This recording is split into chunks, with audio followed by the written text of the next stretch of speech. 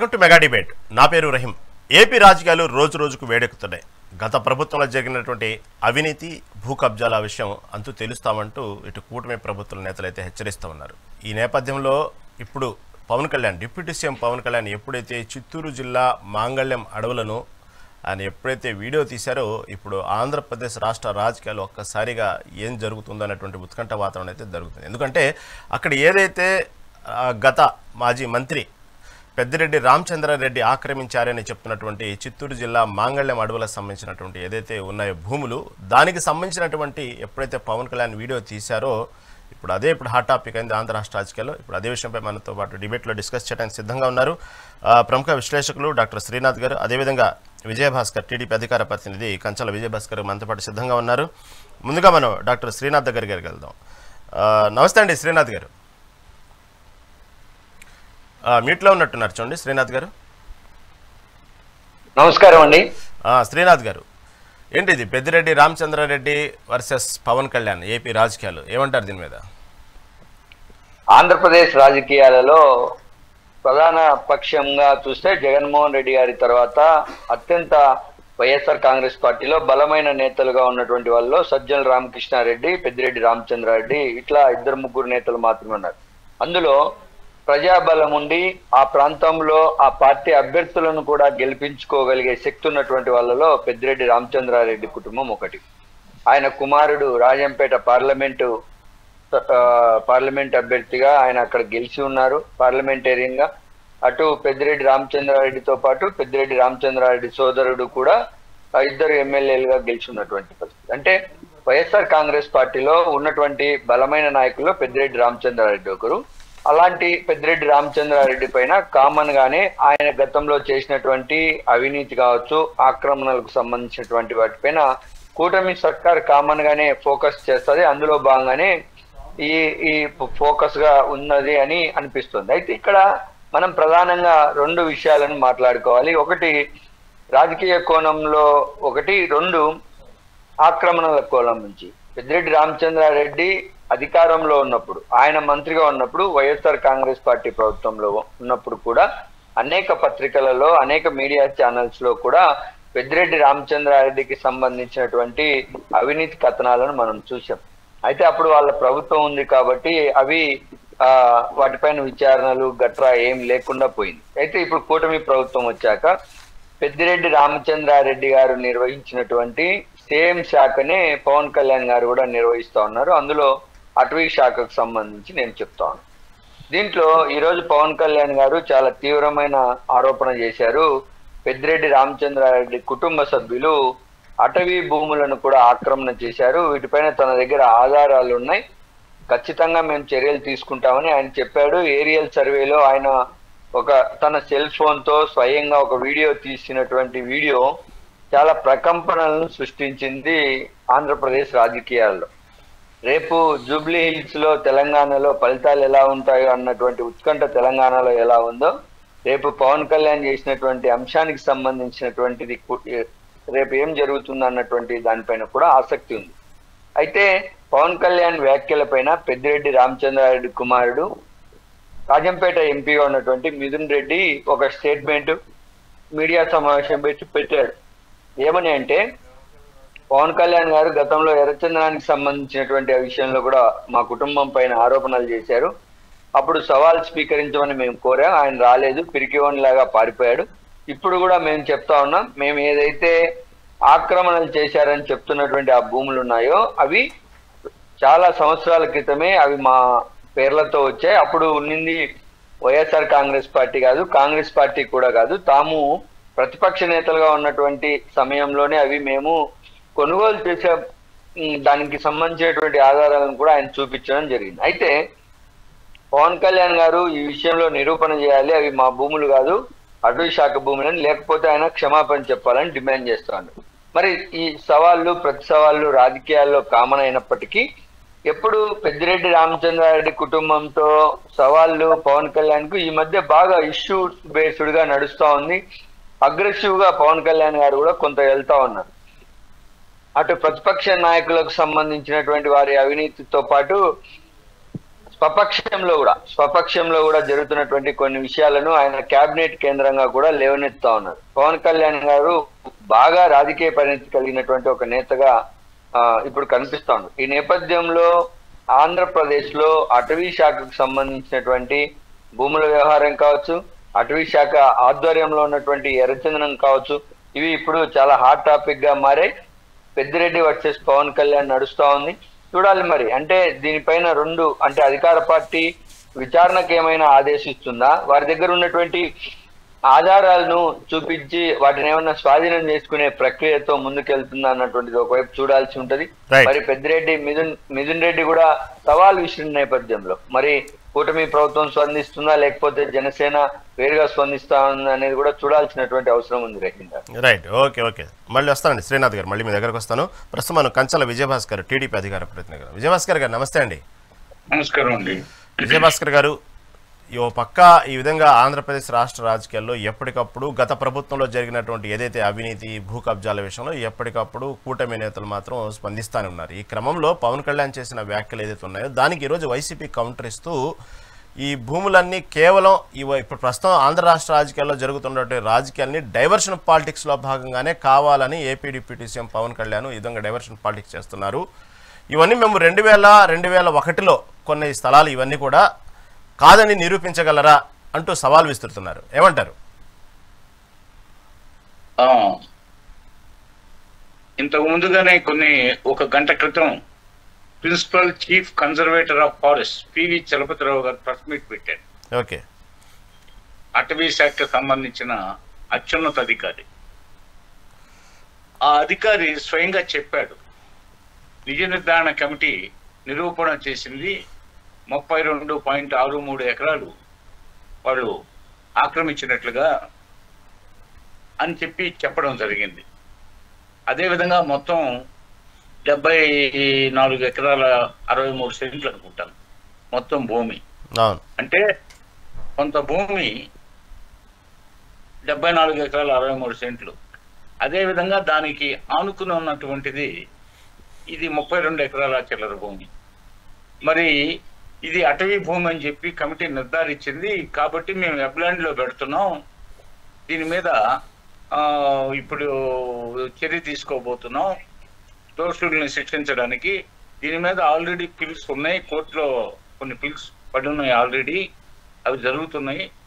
అదేవిధంగా డిపార్ట్మెంటల్గా కూడా మేము చర్య తీసుకోవాలనుకుంటున్నాం అని చెప్పి ఆయన ప్రెస్ మీట్ సారాంశం.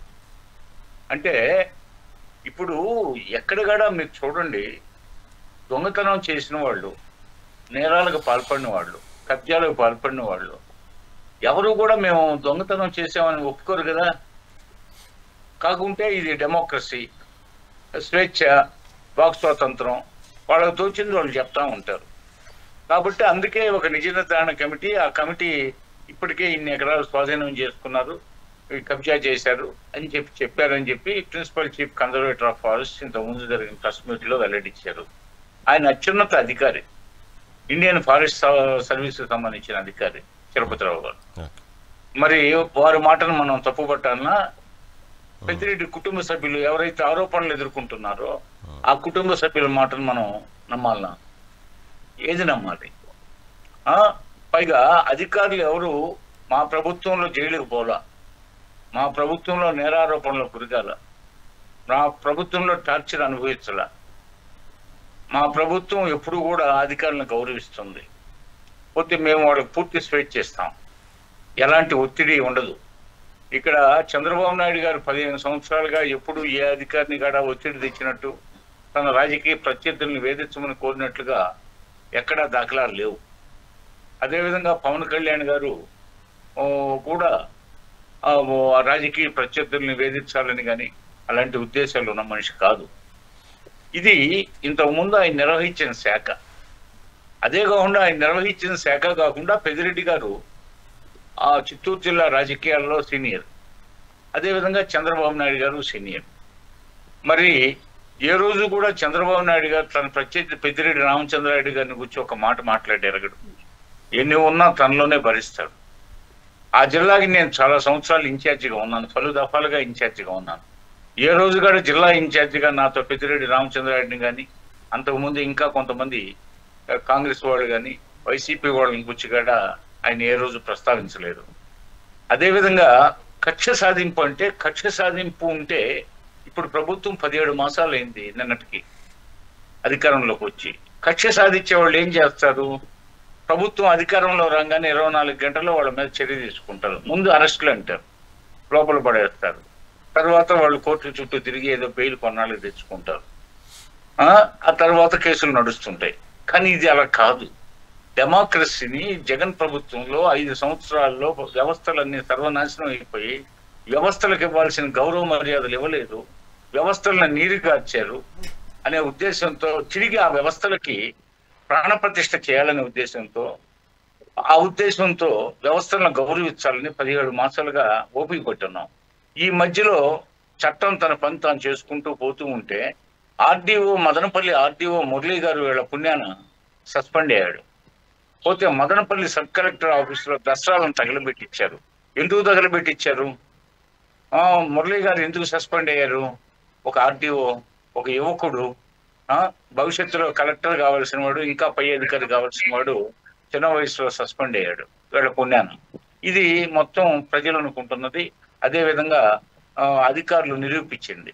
మురళీ గారు ఈ విషయాల్లో దసరాలు తగలబెట్టిన దాంట్లో పాత్ర ఉంది, ఆ పెద్దిరెడ్డి సహకరించడానికి. అదేవిధంగా ఆయన సస్పెండ్ అయ్యి కోర్టుల చుట్టూ తిరుగుతున్నాడు ఇప్పుడు. ఆ జగన్ గవర్నమెంట్ లో, అదేవిధంగా అంతకుముందు వాళ్ళ తండ్రి గవర్నమెంట్ లో కూడా అధికారులు చాలా తప్పుడు పనులు చేసి, శ్రీలక్ష్మి లాంటి వాళ్ళు, రాజగోపాల్ లాంటి మైనింగ్ డైరెక్టర్లు, ఇంకా అనేక మంది. అదేవిధంగా ఈరోజు జగన్మోహన్ రెడ్డి హయాంలో ఎంతమంది అధికారులు కేసుల్లో ఇన్వాల్వ్ అయ్యి ఉన్నారని చెప్పేసి కోర్టుల్లో తేలుతున్నాయి. వారందరూ ఎంతమంది జైల్లో ఉన్నారు, పోలీస్ కస్టడీలో ఉన్నారు. మరి ఏంటిది అంటే, వాళ్ళ తండ్రి కొడుకులకి మొదటి నుంచే రాజ్యాధికారం రాగానే అధికారులు ఇది మధ్యయుగాల నాటి రాచరిక వ్యవస్థలు అయితే తందాన అంటారు. అలా కుదరదు కదా ప్రజాస్వామ్యంలో. అయినా కొంతమంది అధికారులు, మెత్తటి అధికారులు ఉంటారు, భయపడతారు. భయపడి పాపం వాళ్ళు అయిష్టంగా బలవంతంగా సంతకాలు పెడతారు. తర్వాత చిక్కులు పాలవుతారు. ఇప్పుడు జరుగుతున్న తంతు ఇదేనమాట. ఇప్పుడు రికార్డులు మార్పించడం, ట్యాంపరింగ్ ఆఫ్ రికార్డ్స్ అనేది పెద్ద కష్టమేం కాదు. ఇప్పుడు ఆయన మిథున్ రెడ్డి ఆయన ప్రెస్ మీట్ లో మా 2000 సంవత్సరంలోనే మా పేరుతో నమోదయ్యాయి పి ఇందిరమ్మ పేరుతో కొన్ని భూములు 10 ఎకరాల దాకా, 9 ఎకరాల 70 సెంట్లు ఏమో. అదేవిధంగా పెద్దిరెడ్డి రామచంద్రారెడ్డి పేరుతో 10 ఎకరాల దాకా, 20 ఎకరాల దాకా 20 ఎకరాల పైన మిథున్ రెడ్డి పేరుతో, అదేవిధంగా భాస్కర్ రెడ్డి పేరుతో కొన్ని ఎకరాలు. ఈ విధంగా వాళ్ళ కుటుంబానికి సంబంధించిన 4 పేర్లతో రికార్డుల్లో నమోదయ్యాయి 25 years బ్యాక్. మరి మాకు సంబంధం లేదు, మేము నిజాయితీగా కొనుక్కున్న భూములు ఈ పట్టా భూములు అని చెప్పి చెప్తున్నారు. మరి అంతలేక ఉలికిపోటు ఎందుకు, మా మీద ఆరోపణలు చేయడం ఎందుకు? గుమ్మడికాయలు దొంగ ఎవరంటే భుజాలు దొడుకున్నట్టుగా ఉంది ఇది. ఇప్పుడు మీరు నిజాయితీ పరులు అయితే, చరిత్ర మీ వైపు ఉంటే, నిజాయితీ మీతో ఉంటే, సత్యం మీతో ఉంటే మీరేం భయపడాల్సిన పని లేదు, ఉలిగిపడాల్సిన పని లేదు. మేము బలవంతంగా కక్ష సాధించే కూటమి ప్రభుత్వం కాదు ఇది. పవన్ కళ్యాణ్ గారు ఆల్రెడీ పెద్దిరెడ్డి రామచంద్రారెడ్డి గారు అటవీ శాఖ మంత్రిగా జగన్మోహన్ రెడ్డి గారి కేబినెట్ లో ఉన్నారు కాబట్టి ఆ శాఖకి సంబంధించి ఆ సమీక్షా సమావేశాల్లో ఈ వివరాలు వెల్లడైనప్పుడు ప్రాథమిక విచారణ చేయమంటే ఇవన్నీ వెలుగులోకి వచ్చాయి. ఆ తర్వాత మొన్న 2 రోజులు ఆయన చిత్తూరు జిల్లా పర్యటనలో తిరుపతి డంప్ యార్డు, అంటే రెడ్ శాండర్స్ డంప్ యార్డ్ చూశాడు. అక్కడి నుంచి బయలుదేరి ఇంకా కొన్ని ప్రాంతాలు చూసిన తర్వాత మంగళంపేటకి, అటవీ ప్రాంతమైన మంగళంపేటలో పెద్దిరెడ్డి రామచంద్రారెడ్డి భూములు కూడా ఏంటి అని చెప్పేసి ఆయన ఏరియల్ సర్వే చేశాడు. స్వయంగా ఆయన మొబైల్ ఫోన్లో ఆ యొక్క అధికారం ఆక్రమణలకు కాదు, అధికారం అనేది ఆకాశ హర్మాలు నిర్మించుకోవడానికి కాదని చెప్పి అటవీ భూమిలో పెద్ద 3 స్టోరీడో 4 స్టోరీడో బిల్డింగ్ కట్టిన సన్నివేశం మనం చూసాం. పవన్ కళ్యాణ్ గారు వెల్లడించిన మొబైల్ దృశ్యాలు. మరి ఈ నేపథ్యంలో పోతే వారు ప్రెస్ మీట్ పెట్టక ఏం చేస్తారు? మరి వాళ్ళకి ఉలిగిపోటు ఎందుకు? అవసరం లేదు కదా. ఓకే భాస్కర్ గారు, మళ్ళీ మీ దగ్గరకు వస్తాను. దీని గురించి చాలా సమయం మాట్లాడుకుందాం. మళ్ళీ శ్రీనాథ్ దగ్గరికి వెళ్తాం. శ్రీనాథ్ గారు, వాస్తవంగా మీరు చెప్పినట్టు ఇందాక మిథున్ రెడ్డి కానివ్వండి, మిథున్ రెడ్డి ప్రెస్ మీట్లో కానివ్వండి, ఇటు పక్క వైసీపీ చెప్తున్న విషయం ఏంటంటే యాక్చువల్గా ఇది 2001లోనే మేము కొనుగోలు చేశాము. ఇది యాక్చువల్గా 1966లోనే రైతువారికి సంబంధించినటువంటి ఏదైతే ఉన్నాయో పట్టాలు అవన్నీ దానికి సంబంధించినవి మేము గతంలో 2001లోనే కొన్నాము, గత ప్రభుత్వంలో ఉన్నప్పుడు దౌర్జన్యంగా ఆక్రమించింది కాదు అని చెప్తూ ఇటుపక్క వైసీపీ ప్రభుత్వం చెప్తుంది. ఎందుకంటే 1966లోనే రైతువారికి సంబంధించినటువంటి పట్టాలు ఇవే అంటున్నారు. ఓ పక్క టీడీపీ చూస్తేనేమో ఈ రికార్డులన్నీ కూడా తారుమారు చేశారు, కాబట్టి రికార్డులు తారుమారు చేసినట్టు క్లియర్గా ఆధారాలు ఉన్నాయి, కాబట్టి డిప్యూటీ సీఎం సంబంధించినటువంటి కార్యాలయం సంబంధించినటువంటి రిలీజ్ చేస్తూ ఏదైతే అటవీ శాఖ సంబంధించినటువంటి రికార్డ్స్లో ఇవన్నీ కూడా అప్లై చేయండి, దీని మీద ఒక ఎఫ్ఐఆర్ నమోదు చేయండి అంటూ డిప్యూటీ సీఎం కార్యాలయం అయితే ఆమోదించడం జరిగింది. రికార్డ్స్ అన్ని తారుమారు అవ్వటం అనేది పెద్ద విషయం కాదని విజయభాస్కర్ గారు ఏమంటారు? శ్రీనాథ్ గారు, ఇక్కడ విజయభాస్కర్ గారు తెలుగుదేశం పార్టీకి సంబంధించినటువంటి నాయకులు. ఆయన కామన్ గానే తెలుగుదేశం పార్టీ అజెండాను చెప్పాలి కూడా. అయితే విజయభాస్కర్ గారు చెప్పినటువంటిదంతా అబద్ధము, ఆయన నిజం చెప్పలేదని నేను అన్నాను. మనం యాజ్ ఏ జర్నలిస్ట్ గా మనం ఇక్కడ వాస్తవాలు మాట్లాడాల్సినటువంటి అవసరం ఉంటుంది. నేను చెప్పేటటువంటిది ఇక్కడ ఒక అంశం ఏదంటే, విజయభాస్కర్ గారు తెలుగుదేశం పార్టీ తరఫున ఆయన మాట్లాడుతున్నారు, మిథున్ రెడ్డి గారు ఆయన తన వాదనను కరెక్ట్ అని చెప్తా ఉన్నారు. అదేవిధంగా కూటమి ప్రభుత్వంలో కీలక భాగస్వామిగా ఉంటూ ఈరోజు ఉప ముఖ్యమంత్రిగా ఉన్నటువంటి పవన్ కళ్యాణ్ గారు ఆ భూములు ఖచ్చితంగా అవి అటవీ భూములే, దానికి సంబంధించినటువంటి రికార్డ్స్ నా దగ్గర ఉన్నాయని చెప్పినటువంటి సందర్భంలో ఇక్కడ మిథున్ రెడ్డి గారు పార్లమెంట్ సభ్యులు, పవన్ కళ్యాణ్ గారు ఉప ముఖ్యమంత్రి, సంబంధిత శాఖ మంత్రివర్యులు, రెండు పార్టీలకు సంబంధించినటువంటి కీలక నేతలు పరస్పర ఆరోపణలు చేసుకుంటున్నప్పుడు ప్రజలు గందరగోళానికి పడిపోతారు. ఇవి రాజకీయ ఆరోపణల లేదంటే నిజమైన వాస్తవాలని తేల్చాల్సినటువంటి బాధ్యత కూటమి ప్రభుత్వానికి ఉంది. ఎందుకంటే చంద్రబాబు గారిని మనం చాలా సంవత్సరాలుగా లేదా దశాబ్దాలుగా చూస్తూ ఉన్నాం. ఆయన రాజకీయాన్ని, ఆయన ప్రభుత్వంలో పెద్దగా నేను అనుకున్నంతగా గతంలో ఎప్పుడు కక్ష సాధింపు ధోరణులు లేవు అన్నటువంటిది నేను బలంగా నమ్ముతున్నా. అయితే గతంలో చంద్రబాబు నాయుడు గారి తర్వాత అధికారంలోకి వచ్చినటువంటి వైఎస్ఆర్ కాంగ్రెస్ పార్టీ, ఆ పార్టీ అధినేత జగన్మోహన్ రెడ్డి గారు చంద్రబాబు గారిని అరెస్ట్ చేయడం, నారా లోకేష్ గారి యువగలం పాదయాత్రకు సంబంధించి అనేక ఇబ్బందులు ఎదుర్కొన్నటువంటి పరిణామాలలో కూటమి ప్రభుత్వం కూడా కొన్ని కఠినమైన నిర్ణయాలు తీసుకుంటా ఉంది. చంద్రబాబు గారు పదే పదే నేను ముందున్నటువంటి చంద్రబాబును కాదు అని చెప్పడం కూడా కొన్ని అనుమానాలకు తావిచ్చేటటువంటి పరిస్థితి అయితే ఉంది. ఆ అనుమానాలు ఇవి అనుమానాలా నిజాలా అని తేల్చాల్సినటువంటిది మాత్రం ఖచ్చితంగా కూటమి సర్కార్. ఆరోపణలు చేయడం అంటే ప్రతిపక్షంలో ఉన్నప్పుడో లేదా ప్రజా సంఘాలుగానో లేదా రాజకీయ పార్టీగా ఒక ఆరోపణ చేయడం అనేటువంటి సహేతుకంగా ఉంటుంది. ఆ ఆరోపణను బట్టి ఆ ప్రభుత్వాలు ఎవరైతే అధికారంలో ఉంటారో వాళ్ళు విచారణ చేసి నిజాలు తేల్చాల్సినటువంటి పరిస్థితిని చూసాం. అయితే ఇక్కడ అధికారంలో ఉన్నటువంటి ఆ మంత్రి శాఖ నిర్వహిస్తున్నటువంటి పవన్ కళ్యాణ్ గారే తన వద్ద ఆధారాలు ఉన్నాయి అన్నప్పుడు ఇక్కడ విచారణ ఉండదు. ఇంకా తన వద్ద ఆధారాలు ఉన్నప్పుడు తను చర్య తీసుకునేటువంటి అధికారం పవన్ కళ్యాణ్ గారి దగ్గర ఉంటుంది, ఆయన చేత ఉంటుంది. కాబట్టి ఆయన చర్యలకు ఉపక్రమించారు.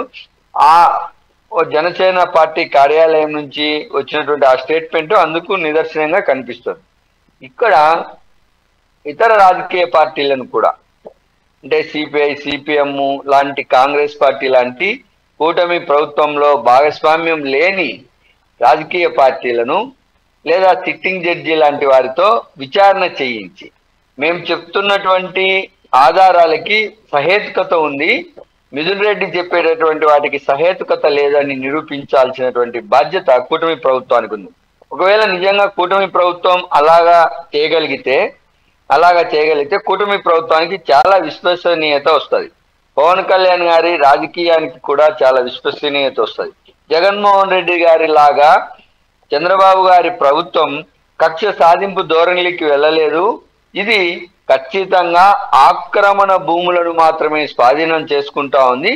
ఇది తమ కర్తవ్యమని ప్రజలు కూడా నమ్ముతారు. ఇక్కడ నేను ఒక అంశాన్ని ప్రజలకు చెప్పాల్సినటువంటి అవసరం ఉంది అనిపిస్తుంది. ఇక్కడ ఏంటంటే మెగా9 ప్రేక్షకులందరికీ తెలియాల్సినటువంటి అవసరం కూడా. ఇక్కడ కామన్ గా పవన్ కళ్యాణ్ గారు గతంలో కాకినాడ వెళ్ళినప్పుడు పోర్టుకు సంబంధించినటువంటి ఒక ఆరోపణ చేశారు. బియ్యంకు సంబంధించి ఇట్లా తరలి వెళ్తా ఉన్నది. అప్పుడు జరిగినటువంటి పరిణామాలు, అప్పుడు వచ్చినటువంటి మీడియా హైపు సేమ్ ఇప్పుడు ఈ ప్రభుత్వ భూములకు సంబంధించి పెద్దిరెడ్డి ఫ్యామిలీ ఎదుర్కొంటున్నటువంటి ఆరోపణల పైన కూడా అంతే వచ్చింది. అయితే అప్పటికి ఇప్పటికీ తేడా కొంత కనిపించింది. పవన్ కళ్యాణ్ గారు అదే శాఖ మంత్రి అవడం, వాళ్ళ కార్యాలయం నుంచి లేఖలు విడుదలవడం, ఇవన్నీ కొంత మంచి అంటే పరిణతి చెందినటువంటి ప్రయత్నంగా కనిపిస్తుంది. అయితే అప్పటిలాగా ఈ కార్యక్రమాన్ని లేదా ఈ ఆరోపణల్ని అర్ధాంతరంగా ఏదో ఫస్ట్ చెప్పడం, తర్వాత ఒక స్టేట్మెంట్ ఇవ్వడం, తర్వాత విచారణ కమిటీ వేయడం, తర్వాత దాన్ని ఊసే ఎత్తకోకుండా చేయడం అనేటువంటివి కూడా కొంత పవన్ కళ్యాణ్ గారి విషయంలో జరుగుతూ ఉంది. ఇది జన సైనికులకు కొంత నా పైన వ్యతిరేక భావనను కలిగించవచ్చు. కానీ ఇక్కడ నేను వాస్తవాలు శ్రీనాథ్ గారు మధ్యలో ఇంటరప్షన్ అయ్యాను. వాస్తవంగా ఇందాక మీరు చెప్పినట్టు ఇప్పుడు ఏదైతే లేవనెత్తారో, ఏదైతే ఒక విషయం మీద ఒక ఇష్యూ మీద టాపిక్ లేపినప్పుడు డిప్యూటీ సీఎం హోదాలో దాన్ని స్టార్టింగ్లో ఉన్నటువంటి హడావుడి, తర్వాత దానికి సంబంధించినటువంటి ఎక్కడ ప్రస్తావన తేకపోక ఆ ప్రస్తావన ఏమైంది, ఆ హడావుడి ఏమైంది అనేటువంటి సందర్భాలు ప్రజల్లో అయితే, ఆంధ్రప్రదేశ్ రాష్ట్ర ప్రజల్లో అయితే ఉంది. కానీ ఇక్కడ ప్రభుత్వం తరఫున మొదట్లో చేసిన హంగామా తర్వాత క్రమేపీ దాని గురించి ఒక క్లారిటీ ఉండట్లేదండి. వాస్తవం దాని గురించి ఇందాక ఎందుకు ఎత్తానంటే, ఇందాక మీరు ఒక సబ్జెక్ట్లో చెప్తున్నప్పుడు స్వపక్షంలో కూడా డిప్యూటీ సీఎం హోదాలో తను ప్రశ్నిస్తున్నారు, ఇప్పుడు పరిణితి చెందారన్నారు. వాస్తవంగా స్వపక్షంలో ప్రశ్నించడం కంటే కూడా ఇందాక మీరు చెప్పినట్టుగానే ఇలాంటివే ఏదైతే స్టార్టింగ్లో మనం చేస్తున్నటువంటి హడావుడి, దానికి సంబంధించినటువంటి క్షేత్రస్థాయిలోకి వెళ్ళేటప్పటికీ మనం చెప్పినంతగా క్షేత్రస్థాయిలో సరిగా అవ్వట్లేదు, కొంతమంది ఎమ్మెల్యేలు కూడా పనితీరు ఈ విధంగా ఉంటుంది అన్నటువంటి విషయాలు ఎక్కడ ఆ విషయంలోనే కొంత ఒక రంగం దానికి రిలేటెడ్గానే నిరుత్సాహంగానే మాట్లాడారు డిప్యూటీ సీఎం పవన్ కళ్యాణ్ గారు. ఓకేనండి, మీరు కంటిన్యూ చేయండి, దీన్ని చెప్దాం. ఖచ్చితంగా అండి, మీరు ఏదైతే చెప్తున్నారో అది వాస్తవం. పవన్ కళ్యాణ్ గారు ముందు ఉన్నటువంటి టెంపరు తర్వాత ఉండడం లేదు. ఒక సినిమా రిలీజ్ అయితే స్టార్టింగ్ లో ఉన్నటువంటి కలెక్షన్స్ ఎలాగైతే సినిమా చివరికి వెళ్ళాలి తగ్గుతా వస్తాయో, పవన్ కళ్యాణ్ గారి ఆరోపణలకు సంబంధించిన హడావిడి కూడా క్రమక్రమంగా తగ్గుతోంది. ఇది రాజకీయాల్లో అంత మంచి పద్ధతి కాదు.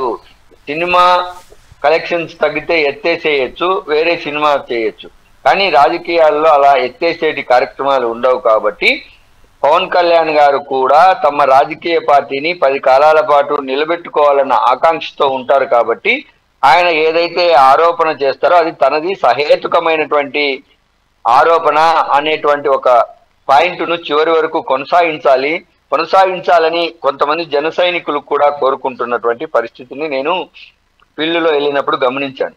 పవన్ కళ్యాణ్ గారు స్వయంగా ఫీల్డ్కి అయితే వెళ్తా ఉన్నారు. ఆయన లేవనెత్తిన అంశాలు చాలా కొన్ని అద్భుతంగా ఉన్నాయి. పార్టీ కార్యాలయాలకు ఏదైతే తాము బలంగా లేము కాబట్టి మనం ఎక్కువ సీట్లు అడగలేమని ఎన్నికల ముందు ఏదైతే పవన్ కళ్యాణ్ గారు చెప్పారో అది చాలా మంచి ప్రయత్నం. దాని ద్వారానే ఈరోజు కూటమి ప్రభుత్వంలో జనసేన భాగస్వామ్యమైంది, మంత్రి పదవులు స్వీకరించింది, ఉప ముఖ్యమంత్రి హోదాను కూడా జనసేన పార్టీ తీసుకొచ్చుకుంది. అటు పార్లమెంట్లోనూ కూడా ప్రాతినిధ్యం వహిస్తా ఉంది. మరొక వైపు పవన్ కళ్యాణ్ గారు కూటమి ప్రభుత్వంలో కీలక భాగస్వామిగా ఉప ముఖ్యమంత్రికి కామన్ గా రాజ్యాంగం ఎలాంటి హక్కులు కల్పించకపోయినా ఆయనకు క్యాబినెట్ ర్యాంకు హోదా ఉంది. కాబట్టి ఆయన కొన్ని మంత్రిత్వ శాఖలకు అధిపతిగా ఆ శాఖ మంత్రిగా ఉన్నారు. కాబట్టి ఆయన మంత్రివర్గ సమావేశాల్లో కొన్ని కీలకమైన పాయింట్లను లేవనెత్తుతా ఉన్నారు. వాటికి చంద్రబాబు గారు కూడా చాలా క్లారిటీగా చెప్తా ఉన్నారు. కొంత వాస్తవాలే, దీనిని సరిదిద్దుకునే ప్రయత్నం చేస్తాం. ఎన్నికలు ఇంకా చాలా దూరం ఉంది కాబట్టి పవన్ కళ్యాణ్ గారు లేపుతున్నటువంటి అంశాలను కూటమి ప్రభుత్వం ముఖ్యమంత్రి గారు ఏదైతే చెప్తా ఉన్నారో వాటిని నిజంగానే ఆచరించితే మాత్రం కూటమి ప్రభుత్వం పట్ల విశ్వసనీయత పెరుగుతుంది. ఆ ప్రభుత్వం మరొకసారి రావడానికి కూడా అవకాశం ఉంటుంది. అయితే అలా కాకుండా ఏదైతే హడావిడి ప్రక్రియలో భాగంగా తర్వాత వదిలేసి వేరే సబ్జెక్టుకి వెళ్ళేటటువంటి కార్యక్రమాలు చేస్తే మాత్రం ఖచ్చితంగా అది ప్రజలలో తీవ్ర వ్యతిరేకతను తీసుకొస్తుంది. అది తెలుగుదేశం పార్టీ కన్నా పవన్ కళ్యాణ్ గారికి ఎక్కువ నష్టం జరుగుతుంది, ఆ పార్టీకి ఎక్కువ నష్టం జరుగుతుంది. ఇక్కడ ఒక చిన్న అంశాన్ని ప్రస్తావిస్తే నేను ముగిస్తా. తెలుగుదేశం పార్టీ గ్రౌండ్ లెవెల్లో బలంగా ఉన్నటువంటి పార్టీ, కానీ జనసేన పార్టీకి అంత బలమైనటువంటి పునాదులు లేవు. కాబట్టి పవన్ కళ్యాణ్ గారు జాగ్రత్తగా ఆచితూచి మాట్లాడినటువంటి మాటకు సహేతుకమైనటువంటి ఆధారాలు చూపించి వైఎస్ఆర్ కాంగ్రెస్ పార్టీని లేదా ప్రతిపక్షాన్ని ఇరుకునబెట్టే ప్రయత్నంలో సక్సెస్ అయితే పవన్ కళ్యాణ్ పైన కూడా రాజకీయాల్లో విశ్వసనీయత పెరుగుతుంది. జనసేన పార్టీ పైన ప్రజల్లో ఆకాంక్షలు పెరుగుతాయి. వాళ్ళు ఉంటే మేలు జరుగుతుందని అనుకుంటారు. అప్పుడు మాత్రమే గ్రామ స్థాయిలో, వార్డు స్థాయిలో జనసేన పార్టీకి క్యాడర్ కొత్తగా తయారవుతుంది. ఆ విధంగా పార్టీకి మేలు జరుగుతుంది. ఆ విధంగా పవన్ కళ్యాణ్ గారు కూడా ముందుకెళ్లాల్సినటువంటి అవసరం ఉందని ఆ పార్టీ నాయకులు కూడా చెప్తా ఉన్నారు. విజయభాస్కర్ గారు ఇక్కడ ఒక చిన్న అంశం మీరు గమనించాలండి. వాస్తవంగా ఇక్కడ ప్రభుత్వాన్ని నిందించడమో లేకపోతే డిప్యూటీ సీఎం పవన్ కళ్యాణ్ గారు ప్రభుత్వాన్ని ఏదో అంటున్నారని కాదు, కానీ ఒక చిన్న పొరండి ఇక్కడ. ఎందుకంటే పవన్ కళ్యాణ్ పదే 15 ఏళ్ళు మనం కలిసే ప్రయాణం చేస్తాము, ఇదే విధంగా కూటమిగా ఉంటాము అని చెప్తున్నటువంటి తరుణంలో ఒకసారి 2 సార్లు కాదు, సందర్భం వచ్చినప్పుడు చెప్తానున్నారు డిప్యూటీ సీఎం హోదాలో పవన్ కళ్యాణ్ చెప్తున్నప్పుడు వాస్తవంగా పవన్ కళ్యాణ్ ఓన్ చేసుకున్నంతగా తెలుగుదేశం పార్టీ కూడా పవన్ కళ్యాణ్ ఓన్ చేసుకోవాలనే సందర్భాలు అక్కడక్కడ కొంతవరకు అక్కడ అతనికి అసహనానికి గురి చేస్తున్నాయని అనిపిస్తుంది. ఎందుకంటే ఇందాక విశ్లేషకులు చెప్పినట్టు స్టార్టింగ్లో ఉన్నటువంటి హడావుడి ఏదైతే ఉందో దానికి సంబంధించినటువంటి ఏదైతే సమస్యను లేవనెత్తారో ఎక్కడ నీరు గారిపోతుంది అంటే అది పవన్ కళ్యాణ్ లోపమని అనట్లేదు, ఎక్కడో నీరు గారిపోతుంది అన్న విషయాన్ని నిన్న క్యాబినెట్లో కూడా మనం చెప్పినటువంటి ఏదైతే ఉన్నాయో అవి దానికి సంబంధించినటువంటి విషయాల్లో ఏదైతే మనం చెప్తున్నటువంటి క్షేత్రస్థాయిలో ఎందుకు చేయలేకపోతున్నాం, మాటలకే పరిమితం అవుతుంది, కొంతమంది ఎమ్మెల్యేల పనితీరు బాగాలేదన్న విషయంలో కూడా ఇక్కడ జరుగుతున్నట్టు వాస్తవాల గురించి అండి. ఎందుకంటే గతంలో పవన్ కళ్యాణ్ చెప్పినటువంటి ఏదైతే రేషన్ బియ్యం సంబంధించినటువంటి విషయం హడావుడి కానివ్వండి, తర్వాత ఇంకా కొన్ని సందర్భాల్లో చేసినటువంటి హడావుడి తర్వాత దాని క్లైమాక్స్ ఏమవుతుంది అనేది ఉత్కంఠ మాత్రం లేకుండా క్లైమాక్స్ మాత్రం సప్పగా అయిపోతా ఉంది. ఇప్పుడు చూసుకుంటే ఇది మాత్రం పెద్దిరెడ్డి రామచంద్రారెడ్డి ఇది మాత్రం ఈ విషయంలో మాత్రం ఎందుకంటే డైరెక్ట్గానే మేము కొన్నామని వాళ్ళు అంటుంటే కాదు రికార్డులు తారుమారు చేశారు అని వీళ్ళు అంటాం, 2000లోనే మేము కొన్నామంటాం, కాదు రికార్డులు తారుమారు చేసేసి మొత్తం చేస్తున్నారు అటు ముందే కేసు కట్టండి అని చెప్పి డిప్యూటీ కార్యాలయం సీఎం కార్యాలయం హోదాలో కేసు బుక్ చేయడం, ఈ విధంగా నడుస్తున్న క్రమం మనం రాష్ట్ర రాజకీయాలు చూస్తున్నాం. సరే ఇందాక మీకు అవకాశం వచ్చాం విజయభాస్కర్, ఇప్పుడే వైసీపీ సంబంధించిన అధికార ప్రతినిధి లక్ష్మణ్ జాయిన్ అయ్యారు, తర్వాత మళ్ళీ మీ దగ్గరకు వస్తానండి విజయభాస్కర్ గారు. ఓకే లక్ష్మణ్ గారు నమస్తే అండి. నమస్తే సార్. నమస్తే లక్ష్మణ్ గారు, ఏంది వైసీపీ సంబంధించినటువంటి మాజీ మంత్రి పెద్దిరెడ్డి రామచంద్రారెడ్డి వర్సెస్ పవన్ కళ్యాణ్ ఏంది ఇది ఒక్కసారిగా దీనికి సంబంధించినటువంటి ఏదైతే నిన్నటి వరకు చూస్తే ఎర్రచందనం హడావిడి, ఒక్కసారిగా ఇప్పుడు చూస్తేనేమో ఏదైతే మాంగళ్యం సంబంధించినటువంటి భూముల్ని ఆక్రమించారంటూ దాదాపుగా 76 ఎకరాల వరకు సుమారు అటుగా ఏమైనప్పటికీ కూడా ఆక్రమించారంటూ పవన్ కళ్యాణ్ చేస్తున్నటువంటి ఏదైతే ఆ భూ ఆక్రమణ సంబంధించినటువంటి సర్వే చేయటం, దానికి సంబంధించి రికార్డులు కూడా తారుమారు చేశారని డైరెక్ట్గానే ఆపాదించడం ఎలా చూస్తున్నారు? మీరు చూస్తే మేము కొన్నవి అవన్నీ కావాలని డైవర్షన్ పాలిటిక్స్ చేస్తుంది అంటూ ఒక పక్క మీ నాయకులు మీడియా సమావేశం పెట్టి చెప్తా ఉన్నారు, అవసరమైతే సవాల్ విసురుతున్నారు, దానికి సంబంధించిన డాక్యుమెంట్లు చూపిస్తున్నారు, వాళ్ళు చూస్తేనేమో రికార్డులు ఏమో తారుమారు చేశారంటున్నారు, ఏమంటారు? సార్ నమస్తే సార్. ప్యానల్ ఉన్న పెద్దలకు మీకు అలాగే మెగా 90 వీక్షలకు యాజమాన్యానికి హృదయపూర్వక నమస్కారాలు. సార్ పవన్ కళ్యాణ్ గారు ప్రతి విమర్శలు ఆయన ఈ మధ్యన విమర్శలు చేస్తూ ఉన్నారు, ఆరోపణలు చేస్తూ ఉన్నారు. ఎలక్షన్ ముందు కూడా ఆరోపణలు చేశారు, 30,000 మంది ఎమ్మెల్యే, 30,000 మంది ఎమ్మెల్యే ఇంతవరకు తీసుకురాలి, అమ్మాయిలు ఏట్ అయ్యారో ఎక్కడికి వెళ్ళారు అనేది పవన్ కళ్యాణ్కి తెలియాలి. గతంలో ఎలక్షన్ ముందు కూడా పెద్దిరెడ్డి రామచంద్రారెడ్డి గారి మీద ఇసుక అమ్మి 40,000 కోట్ల రూపాయలు అర్జించారని చెప్పి ఆరోపణ చేశారు. నిరూపించారా? 18 నెలలైంది మీరు అధికారంలోకి వచ్చారు. అలాగే ఎక్కడో నేపాల్లో దొరికినటువంటి ఎర్రచంద్రం ఇక పెద్దిరెడ్డి రామచంద్రారెడ్డిదే అని చెప్పి ఆ రోజున అన్నారు, నిరూపించగలిగారా? 18 నెలలైంది మీరు అధికారంలోకి వచ్చి. మళ్ళీ ఎక్కడ మధురంపల్లిలో ఫైల్స్ దగ్ధమైపోతే అది ఆయనే చేశారన్నారు, నిరూపించారా? ఈ రోజునేమో మళ్ళీ మీరు అధికారంలో రాగానే పవన్ కళ్యాణ్ మొట్టమొదటి మాట ఏంటంటే ఈ అటవీ భూములు కబ్జా చేశారు 75 ఎకరాలు అని చెప్పి ఆ రోజున పవన్ కళ్యాణ్ గారు. మీరు అధికారంలోకి రాగానే 18 నెలలు అయింది సార్, అధికారులు మీరే, మీ దగ్గర ఉన్నారు, మీ దగ్గర రికార్డు అన్నీ ఉంటాయి, ఎంఆర్ఓలు మీరే, ఆర్టీఓలు మీరే, కలెక్టర్లు మీరే, అందరూ మీరే. ఎందుకు సార్ ఈ ఓకదంపుడు ఉపన్యాసాలు ఎందుకు? ఎవరి కోసం?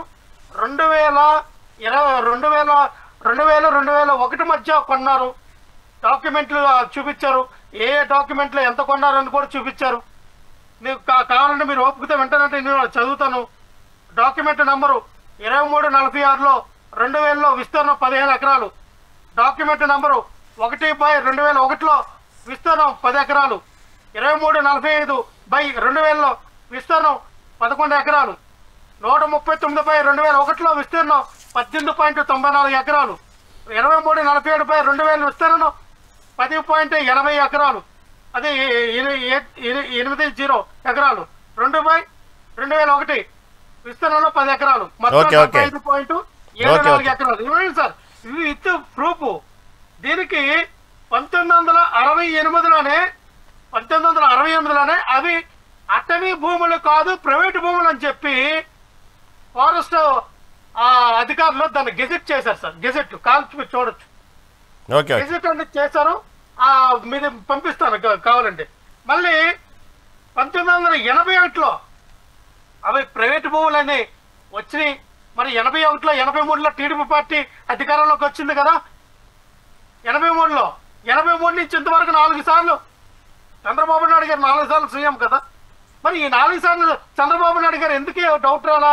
పెద్దిరెడ్డి రామచంద్రరెడ్డి గారు అక్రమంగా కబ్జా చేశారు 75 ఎకరాలని. చంద్రబాబు నాయుడు గారికి, చంద్రబాబు నాయుడు కన్నా పవన్ కళ్యాణ్ తెలివైనాడా? చంద్రబాబు నాయుడు కన్నా పవన్ కళ్యాణ్ గారు ఏమైనా ఇదంతా మెసేజ్ కానీ ఆయన దగ్గర ఏమైనా మెరిట్ ఉన్నాయా? లేవు కదా. మరి ఆ రోజున 2000లో కొన్నప్పుడు సీఎం ఎవరండి? చంద్రబాబు నాయుడు గారు. పెద్దిరెడ్డి రామచంద్రరెడ్డి గారు 75 ఎకరాలు కొంటున్నారంటే చంద్రబాబు నాయుడు గారు సీఎంగా ఉన్నారు. ఆ రోజున రెవెన్యూ శాఖ, అటవీ శాఖ, ఆ రోజున ఉన్నటువంటి హోంశాఖ, వీళ్ళెవరికి తెలియదా? ఆర్టీఓ దగ్గర నుంచి ఎవరైతే అక్కడ సబ్ రిజిస్టర్ ఆఫీసర్ ఉంటుందో సబ్ రిజిస్టర్ నుంచి ఇవన్నీ చంద్రబాబు నాయుడు గారు ఆ రోజున ఏమైనా పెద్దిరెడ్డి రామచంద్రరెడ్డి గారి దగ్గర ఏమైనా కమిషన్లు కాసిపడు ఆయన ఇచ్చిన 2 కోట్ల 5 కోట్లు 10 కోట్లు కాసిపడి ఆ భూములు ఇచ్చేసారంటారా? నా చంద్రబాబు నాయుడు గారే దారదత్తం చేశారా పెద్దిరెడ్డి రామచంద్రరెడ్డి గారికి? ఏం మాట్లాడతారు సార్? నాకు అర్థం కావట్లా. ఏం మాట్లాడతారు? ఒక ఆరోపణలు చేశామంట సార్, శానిటీ ఉండాలి సార్. ఎలా పడితే అలాగ ఆరోపణలు చేయగలరు. 4 సార్లు చంద్రబాబు నాయుడు గారు సీఎంగా ఉన్నారు కదా. ఒక్క రోజైనా ఇక 75 ఎకరాలు నువ్వు కబ్జా చేసావు పెద్దిరెడ్డి రామచంద్రరెడ్డి అని ఇప్పుడు కూడా చంద్రబాబు నాయుడు ఎప్పుడు స్టేట్మెంట్ ఇవ్వట్లేదే. ఈయన వచ్చి ఏదో అక్కడ రే బాబు 2 లక్షల మాంసం 2 లక్షల కేజీల మాంసం దొరికింది వైజాగ్లో, గోమాంసం దొరికింది ఏంటని మేము మాట్లాడితే దాన్ని డైవర్షన్ చేయడం. అది టీడీపీ బాపట్ల టీడీపీ ఎమ్మెల్యే అనుసుడు వైజాగ్లో ప్రధానంగా పెట్టుకొని అక్కడ అడ్డాగా మంచి 1000 కోట్ల వ్యాపారం చేస్తూ ఉన్నాడు. ఆవు మాంసం అమ్మని చెప్పి మేము మాట్లాడుతుంటే మళ్ళీ డైవర్షన్ పాలిటిక్స్ అంటే నాకు అర్థం కాదు. Okay right. లక్ష్మణ్ గారు మీరు చెప్పినట్టుగానే లక్ష్మణ్ గారు వినా సార్, మిమ్మల్ని తీసుకుంటా లక్ష్మణ్ గారు. ఇక్కడ మీరు చెప్పినట్టుగానే నేను వేరే ఛానల్కి వెళ్ళిపోవాలి సార్. నేను ఓకే మీతోనే మాట్లాడుతున్నా, మీరే మాట్లాడండి. మీరు చెప్పినట్టుగానే ఇక్కడ డిప్యూటీ సీఎం ఏం చెప్తున్నారంటే దాదాపు ఇవన్నీ కూడా మీరు చెప్తున్నటువంటి ఏదైతే చూపిస్తున్న డాక్యుమెంట్స్ అన్ని కూడా తారుమారు చేశారని చెప్పి ఒక పక్క ఆరోపిస్తుంటే, మీరు చెప్పినట్టుగా చంద్రబాబు నాయుడు చూస్తే ఒక పక్క క్యాబినెట్ సమగ్ర విచారణ చేయండి అంటూ కొద్దిసేపటి క్రితం ఆదేశించడం కూడా జరిగిందండి. చెప్పండి, కంటిన్యూ చేయండి. మంచిది, వెల్ అండ్ గుడ్. సమగ్రమైన విచారణ జరిపించాలని మేము కోరుకుంటున్నాం.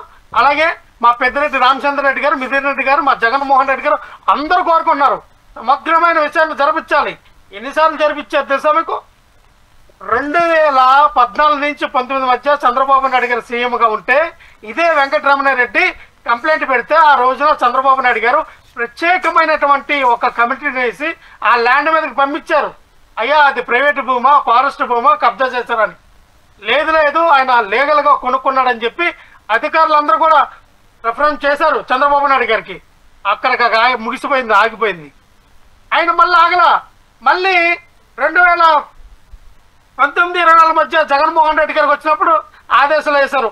మళ్ళీ సేమ్ అదే వచ్చింది, ఆగలా. ఈయన హైకోర్టుకి వెళ్ళాడు, ఆ కేసును తీసుకోవాలా, డిస్మిస్ చేశారు. సుప్రీంకోర్టుకి వెళ్ళారు, కేసు కొట్టేశారు.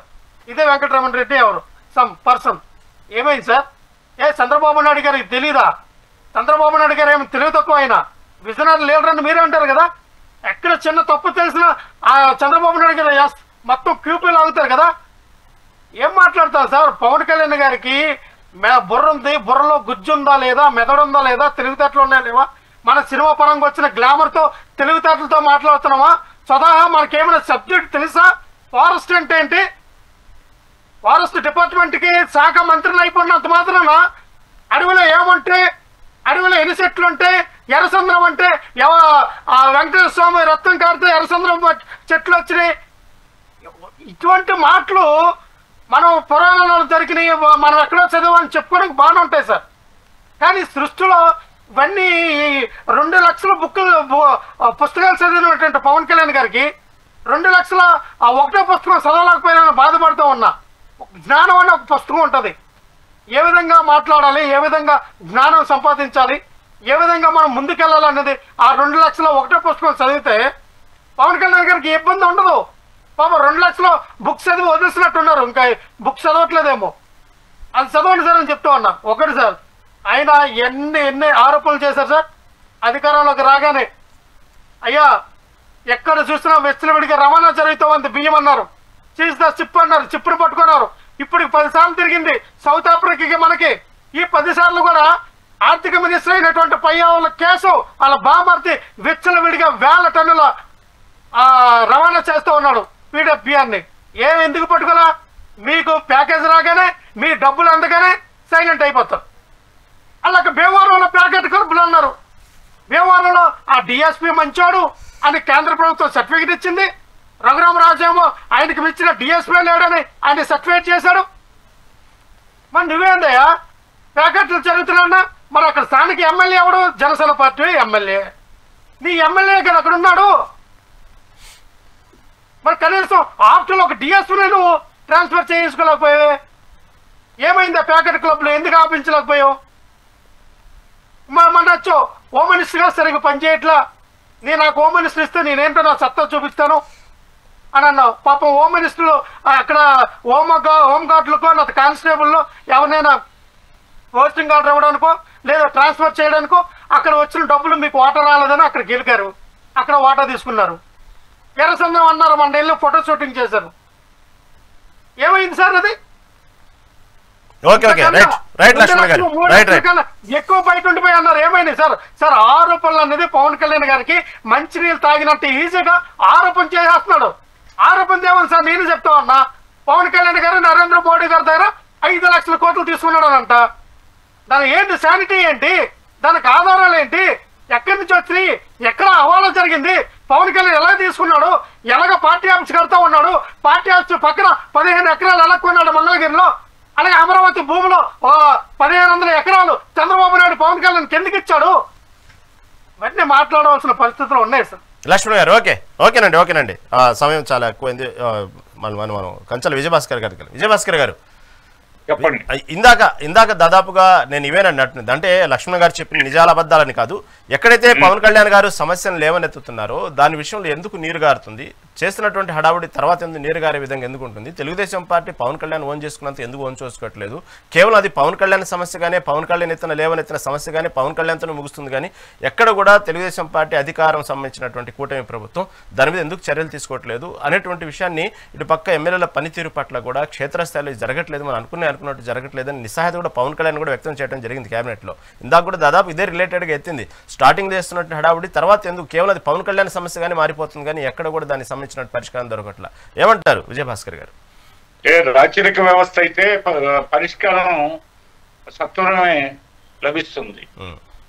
ఇది ప్రజాస్వామ్యంలో అనేక వ్యవస్థలను సంప్రదించాలా. పైగా వీళ్ళు అధికారంలో లేనప్పుడు, ప్రతిపక్షంలో ఉన్నప్పుడు, ప్రజల్లో తిరుగుతున్నప్పుడు అనేక విషయాలు ప్రజలు వీళ్ళ దృష్టికి తెస్తారు. సరే చెప్పడం ఈ విధంగా పదే పరంపరగా ఆరోపణలు వస్తున్నాయి ఒకే ఇష్యూలో. సరే మేము అధికారంలోకి వచ్చినప్పుడు వీటి మీద దృష్టి సారించి నిజానిజాలు తెలుస్తామని చెప్పి చెప్తారు. ఆ తర్వాత అధికారం వచ్చిన తర్వాత వెంటనే లోపల వేయడం అనేది సంస్కారవంతుల పని కాదు ఎవరినైనా. అంటే నిజంగా కొన్నిట్లో నిజాలు ఉండొచ్చు, కొన్నిట్లో అబద్ధాలు ఉండొచ్చు. అందువల్ల చట్టానికి వదిలేస్తారు, అధికారులు విచారణ చేస్తారు.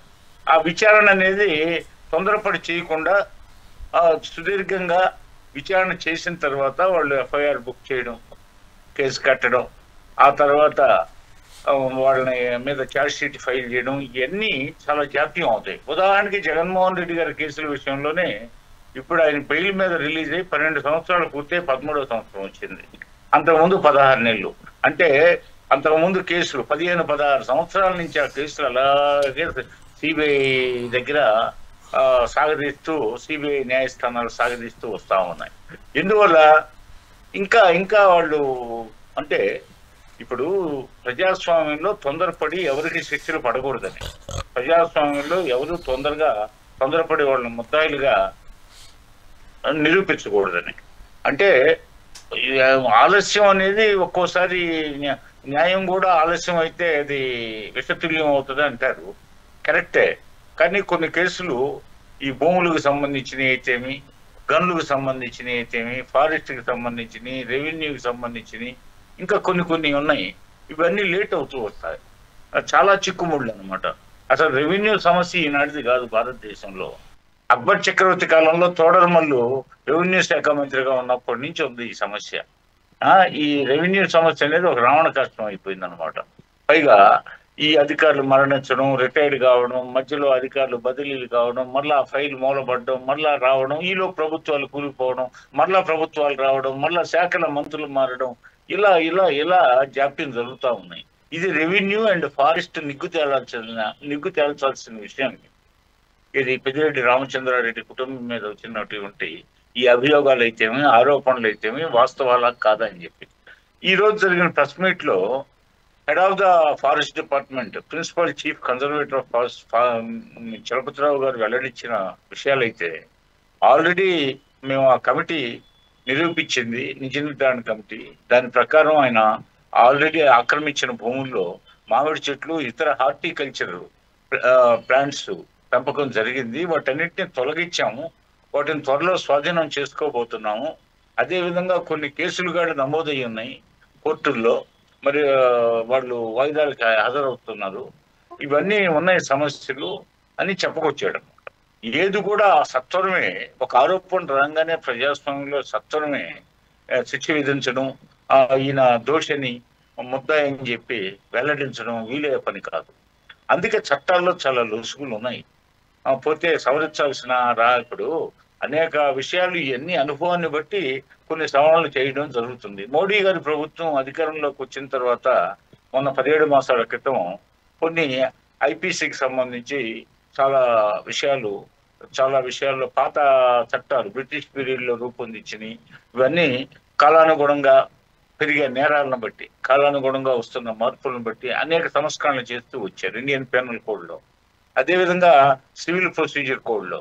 ఇవన్నీ ఇప్పుడిప్పుడే ఈ వైట్ కాలర్ నేరాలు ఇలాంటి ఇంకా కొత్త నేరాలు వస్తున్నాయి. కాబట్టి దానికి అనుగుణంగా ఇంకా అవసరమైతే రాజ్యాంగ మార్పులు చేసుకోవాల్సిన పరిస్థితులు, చట్టాలను సవరించుకోవాల్సిన పరిస్థితులు మన వ్యవస్థలో ఉన్నాయి. అందువల్ల ఏదో ఆరోపణలు వచ్చాయన్నారు కదా, మీరు ఎందుకు ఎన్ని స్వాధీనం చేసుకోలేదు, మీరు ఎందుకు వెంటనే అరెస్ట్ చేయలేదు అంటే ప్రజాస్వామ్యంలో వీలు కాదు ఇది. ఇప్పుడు ఇందాక నేను ముందుగా చెప్పినట్టు జగన్మోహన్ రెడ్డి విషయంలో ఏం జరుగుతుందో 15-16 సంవత్సరాలుగా ఆయన మీద ఆరోపణలు వచ్చాయి, తర్వాత కేసులు బుక్ అయ్యాయి. సిబిఐ, ఎన్ఫోర్స్మెంట్ డైరెక్టరేట్ కేసులు బుక్ చేశారు. ఆఖరికి ఈడీ అయితే 43,000 కోట్ల ఆస్తులు జప్తు చేసింది. అయినా ఏమైంది? ఇంకా తేలలేదు. 13వ సంవత్సరం వచ్చింది. ఆయన పోయిన సెప్టెంబర్ 23 ఆయనకి బెయిల్ ఇచ్చారు. ఇది 2013 సెప్టెంబర్ 23, 24 ఆయన జైలు నుంచి వచ్చాడు. ఇప్పటికి 12 సంవత్సరాలు అయిపోయి 13వ సంవత్సరం బెయిల్ మీదనే ఉన్నాడు. లోపల వేసి ఏంటంటే కుదరదు. ప్రజాస్వామ్యం ఒప్పుకోదు. వ్యవస్థలను గౌరవించాలనే ఉద్దేశంతో లేదు. మూర్ఖత్వం ఉంటే ఇప్పుడు చంద్రబాబు నాయుడు గారిని స్కిల్ డెవలప్మెంట్ అని అనేసి ఏదో నెపం పెట్టి టపక్కన వేసేసారు, ఏదో లోపల వేసేసారు. అలాంటి ప్రభుత్వం కాదు ఇది, అలాంటి ప్రభుత్వం కాదు. ఇప్పుడు అందుకే ప్రజలు విసిగి వేసారి ఈ ప్రభుత్వాన్ని గెలిపించారు. ప్రజలు ఒప్పుకోరు. అందుకని అన్ని ప్రజల్లో నుంచి వచ్చినటువంటి అలజడి, ఆందోళన వీటన్నిటిని దృష్టిలో పెట్టుకుని ప్రభుత్వం ఒక విచారణ చేస్తుంది. విచారణలో నిరూపితం కావాలి. నిరూపితం అయిన తర్వాతనే వీళ్ళకి శిక్షలు విధించడం జరుగుతుంది. అప్పుడు దాకా ఈ కేసులు జరుగుతూ ఉంటాయి. ఓకే మీరు చెప్పింది వాస్తవం అండి. వాస్తవంగా చట్టాల్లో చాలా లొసుగులు ఉన్నమాట వాస్తవం. అదేవిధంగా ఇక్కడ చెప్తుంది ఏంటంటే వెంటనే పవన్ కళ్యాణ్ ఇంకొకళ్ళు క్యాబినెట్ లో మంత్రి చెప్పగానే వెంటనే అరెస్ట్ చేయమని కూడా అక్కడ ఉద్దేశం కాదు. ఎప్పుడైతే సమస్యను లేవనెత్తారో ఆ సమస్యలో లేవనెత్తినటువంటి సమస్యకి సంబంధించినటువంటి అనేటటువంటి విషయాన్ని ఇటు ప్రతిపక్ష పార్టీగా ఉన్నటువంటి వైసీపీ పార్టీ కానివ్వండి దానికి సంబంధించినటువంటి ఎదురుదాడి చేసినప్పుడు ఇటు అధికార పార్టీ తరపున మా దగ్గర ఏదైతే రుజువులు ఉన్నాయని చెప్పినప్పుడు దాన్ని ఆ రోజుతోనే ముగించకుండా దానికి సంబంధించినటువంటి ఏదైతే ఇప్పుడు సపోజ్ ఎర్రచందనం ఉంది, గతంలో కూడా ఇదే ఎర్రచందనం మీద పెద్దిరెడ్డి రామచంద్రారెడ్డి మీద ఆపాదించడం జరిగింది. అంతకుముందు చూస్తే కొన్ని విషయాల్లో ఆపాదించడం జరిగింది. అది పక్క మనం చూస్తే రేషన్ బియ్యం సంబంధించి ఇలాంటివన్నీ కూడా ఇప్పుడు ప్రశ్నలు లేవనెత్తినప్పుడు ప్రతిపక్ష పార్టీగా మీ దగ్గర దానికి సంబంధించి ఏం యాక్షన్ తీసుకున్నారనేటువంటి ఎక్కడ కూడా దాని సమాధానం దొరకట్లా. అదే అక్కడ బాధపడుతుంది. ఆధారాలు ఇప్పుడు ఆరోపణలు ప్రజలు చెప్తే వీళ్ళకి తెలుస్తుంది.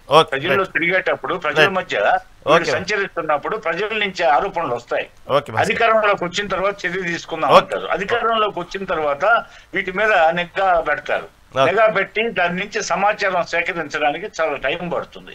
సమాచారం సేకరించాలా, మరలా వీళ్ళు పోలీసుకి అప్పచెప్పాలా, ఆ ఇన్వెస్టిగేషన్ డిపార్ట్మెంట్లకు అప్పచెప్పాలా, వాళ్ళ ఇన్వెస్టిగేషన్ లో వాళ్ళు రికార్డులన్నీ చూడాలా, ఇవన్నీ టాలీ చేసుకోవాలా, ఆ తర్వాత పోలీస్ స్టేషన్ లో కేసు ఫైల్ కావాలా, ఇవన్నీ చాలా తతంగాలు. అందుకు సమయం తీసుకుంటుంది. ఏది మీరు ఇంతవరకు రుజువు చేయలేదంటే ఇది ప్రజాస్వామ్యం పరిమళింపజేసే ప్రభుత్వం ఇది. ఓకే, మన చట్టాలు అలా ఉన్నాయండి. మన చట్టాల్లో ఉన్న వాటిని చట్టాల్లో ఉన్న మీరు చెప్పినట్లు లొసుకునే ఈ విధంగా కొన్ని ఆ విధంగా రాజరిక వ్యవస్థలో అయితే రాజు నోటి మాట శాసనం అవుతుంది. అవును, రైట్. సమయం చాలా తక్కువ ఉందండి. శ్రీనాథ్ గారి దగ్గరికి వెళ్దాం. శ్రీనాథ్ గారు, వాస్తవంగా చూసుకుంటే ఇందాక విజయభాస్కర్ గారు కూడా ఒక సమస్యని ఒక లేవనెత్తినప్పుడు వాస్తవంగా ప్రభుత్వం గతంలో ఉన్నప్పుడు వైఎస్ రాజశేఖర రెడ్డి ప్రభుత్వం అధికారంలో ఉన్నప్పుడు కానివ్వండి, ఇప్పుడు జగన్ ప్రభుత్వం కొన్నాళ్ళు గతంలో 5 ఏళ్ళు పరిపాలించినటువంటి జగన్ ప్రభుత్వంలో కానివ్వండి, ఇందాక ఒక మాట అన్నట్టు విజయభాస్కర్ గారు ఎందుకు దాదాపుగా ప్రభుత్వంలో ఉన్నటువంటి వారు ఏదైతే ఒత్తిడి చేస్తారో ఈ అధికారులు బలవటం అనేది చూసుకుంటా ఉంటే నిన్న చూసినటువంటి ఏదైతే ఐఏఎస్ ప్రవీణ్ కానివ్వండి, ఇటుపక్క టీటీడీ ఈఓ సంబంధించిన కానివ్వండి వరుసగా క్షమాపణలు కోరటం, గతంలో జరిగిన వాటికి క్షమాపణలు కోరటం జరుగుతూ ఉంది. అదేవిధంగా ఎంతోమంది ఐఏఎస్లు శ్రీలక్ష్మి లాంటి వాళ్ళు కూడా జైలుకి వెళ్ళటం జరిగింది. ఇవన్నీ కూడా వ్యవస్థలో చెప్పినట్టు అధికారులుగానే తన పని వాళ్ళని చేసుకునేకుండా ఈ ఒత్తిళ్లకు లోనవ్వటం వల్ల ఈ విధంగా బలవుతున్నారు అనేటువంటి విషయాన్ని విజయభాస్కర్ గారు ఎత్తారు. ఇందాక ఏమంటారు శ్రీనాథ్ గారు? ఈ అంశంలో విజయభాస్కర్ రెడ్డి గారు చెప్పినటువంటి వాదనతో నేను ఏకీభవిస్తా ఉన్నా. జరుగుతున్నటువంటి వాస్తవం కూడా అదే. అయితే చర్చలో వచ్చినటువంటి మిత్రులు వైఎస్ఆర్ కాంగ్రెస్ పార్టీ నాయకులు తన వాదనను తను చెప్పేసి నాకు వేరే ఛానల్ డిబేట్ ఉందని వెళ్ళిపోయారు. సరే, నిజంగా ఆయనకి వేరే వెళ్ళిపోతారని చెప్పారు. మన వాదన చెప్పడం ఎంత ముఖ్యమో అవతలి వారి వాదన వినడం కూడా అంతే ముఖ్యం మిత్రులకి. ఎందుకు నేను చెప్తున్నానంటే ఆయన చేసినటువంటి ఆరోపణలు ఆ రాజకీయ ప్రత్యర్థిగా ఉన్నటువంటి టీడీపీ వాళ్ళు కానీ, లేదంటే ఒక అనలిస్ట్ గా ఈ ఆంధ్రప్రదేశ్ రాజకీయాలను సున్నితంగా పరిశీలిస్తూ ఒక జర్నలిస్ట్ గా 2 దశాబ్దాల అనుభవం ఉన్నటువంటి నేనైనా కొన్ని ఆయన చెప్పిన వాటిలో అనుమానాలు కానీ ఏంటివైనా వచ్చిన సందర్భంలో మా అనుమానాలను నివృత్తి చేయాల్సినటువంటి బాధ్యత మిత్రుని పైన ఉంది. కాబట్టి చిన్న రిక్వెస్ట్ డాక్టర్ గారు, నేను చూశాను ఈ రామారావు గారు ఉన్నారు, ఇంకా ఉన్నారు వైఎస్ఆర్సీపీ వాళ్ళు ఏం చేస్తున్నారంటే 7 to 8 డిబేట్ 2 ఛానల్స్ లో పాల్గొంటారు. అక్కడ పాల్గొంటారు. అలా కాదు, ఏదైనా ఒక ఛానల్లోనే పాల్గొవాలి. 8 to 9 ఏ ఛానల్ పెట్టడం లేదు డిబేట్. కానీ వీళ్ళు మాత్రం ఏం చేస్తారు, అక్కడ కాసేపు పాల్గొనేది, ఇక్కడ కాసేపు పాల్గొనేది. ఇది వాళ్ళ పద్ధతి. మీరు అన్నట్టు ఇంకెలా వింటారు వాళ్ళు ఒక నింద వేయడం, ఒక ఆరోపణ చేసేసి వెళ్ళిపోతారు అంతే. మీరు అన్నట్లుగా వాళ్ళు వినరు. అలా ఏమి ఉండదులేండి, వారు వెసులు పట్టినట్టు వాళ్ళు చూసుకుంటారు కానీ ప్రీ ప్లానింగ్ ఏం జరగదులేండి. విజయభాస్కర్ గారు, ఏదేమైనప్పుడు కూడా మీరు చక్కని అంశం లేవనెత్తారు. ఎందుకంటే ప్రభుత్వాల్లో ఉన్నప్పుడు, అధికారంలో ఉన్నప్పుడు అధికారుల మీద ఒత్తిడి చేసి ఈ విధంగా చాలా మంది మంచి అధికారులని ఏదైతే వాళ్ళ జీవితంలో కలలు కానీ ఎంతో కష్టపడి చదివి ఒక ఉద్యోగం సంపాదించిన తర్వాత ఇలాంటి కొంతమంది అవినీతి అక్రమాల విషయంలో వాళ్ళు పాపం ఒత్తిడి చేసి సంతకాలు పెట్టించి జైలు పాలు చేయడం అనేది వాళ్ళ జీవితానికి ఒక ట్రాక్ రికార్డు లేకుండా మచ్చ తీసుకురావడం అనేది మళ్ళీ ఇప్పుడు చూస్తున్నాం నిన్నటి నుంచి చూస్తున్నాం ఐఏఎస్లు ఐపీఎస్లు క్షమాపణలు కోరటం, అదేవిధంగా మాజీ టీటీడీ ఈవో క్షమాపణలు కోరటం, ఇవన్నీ చేస్తూ ఉంటే కొంచెం బాధగానే ఉండేది. ఎందుకంటే వాళ్ళు బాధ్యత, అది వాళ్ళ బాధ్యతకు ఉద్యోగం చేసుకుంటున్న వాళ్ళని, వాళ్ళు కలగన్నటువంటి ఉద్యోగాలను ఈ విధంగా అధికారుల తొత్తులుగా చేయటం అనేది చాలా క్షమించడం నేరం. ఏమైనప్పటికీ కూడా సమయం అయిపోయిందండి, మళ్ళీ దీన్ని ఒకసారి డిస్కస్ పెట్టుకుందాం. చర్చలో పాల్గొన్నందుకు శ్రీనాథ్ గారికి, అదేవిధంగా లక్ష్మణ్ గారికి, కంచల విజయభాస్కర్ గారికి ధన్యవాదాలండి. ఇది ఏమైనప్పుడు కూడా ఆంధ్ర రాష్ట్ర రాజకీయాలు అయితే ఈ అవినీతి సంబంధించినటువంటి విషయంలో కానివ్వండి, అక్రమాలకు సంబంధించిన విషయంలో కానివ్వండి, ఇప్పుడు పెద్దిరెడ్డి రామచంద్రారెడ్డి టార్గెట్గా జరుగుతున్నటువంటి ఏదైతే మాంగళ్యం అడవులకు సంబంధించినటువంటి భూదందా సంబంధించినటువంటి విషయంలో కానివ్వండి, ఇప్పుడు డిప్యూటీ సీఎం కార్యాలయం అయితే చాలా సీరియస్గా తీసుకుంది. చూద్దాం మళ్ళీ రాష్ట్ర రాజకీయాల్లో ఎలాంటి మార్పులు జరుగుతాయో చూస్తున్నాం అండి. Mega debate right mega